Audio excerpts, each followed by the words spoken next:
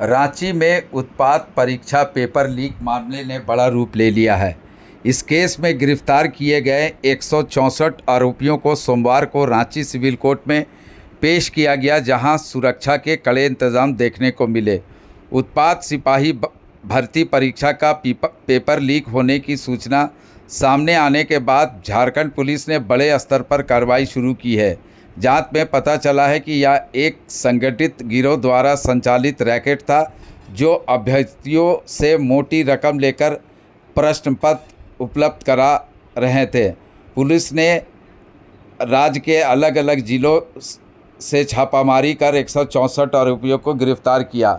आरोपियों में दलाल, solver gang के सदस्य और कुछ अभ्यर्थी भी शामिल हैं। सभी आरोपियों को कड़ी सुरक्षा के बीच कोर्ट में पेश किया गया। पुलिस ने कई आरोपियों के लिए रिमांड की मांग की, ताकि उनसे पूछताछ कर पूरे नेटवर्क का खुलासा किया जा सके। परीक्षा से पहले ही पेपर चुनिंदा लोगों तक पहुंचा दिया गया था।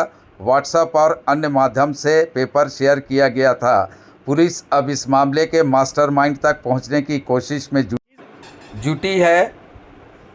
साथ ही यह भी जांच की जा रही है कि कहीं इस रैकेट में अंदरूनी लोगों की मिली भगत तो नहीं है।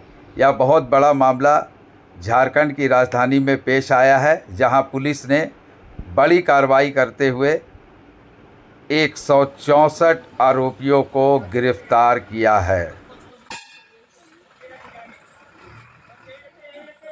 कि हमारे बच्चे ऐसे नहीं हैं, लेकिन पता नहीं कैसे इनका नाम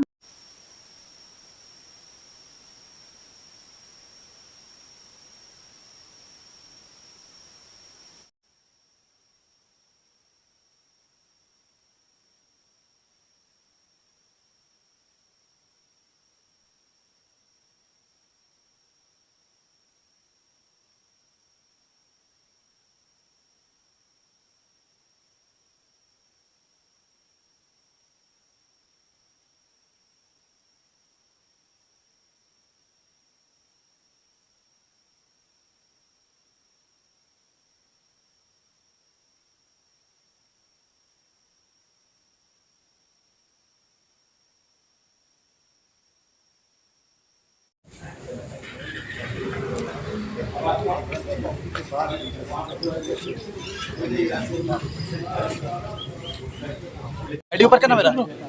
देखिए, टोटल 166 लोगों की जो है पुलिस के द्वारा गिरफ्तारी की गई थी। इनको आज कोर्ट में जुडिशियल कस्टडी के लिए पेश किया गया है। इसमें महत्वपूर्ण बात ये है कि जो ये सॉल्वर गैंग है, फ्रॉड गैंग है, या फिर बोल सकते हैं, ये काफ़ी सारे बाकी स्टेट्स में भी पेपर लीक के प्रकरण में इनका इन्वॉल्वमेंट रहा है।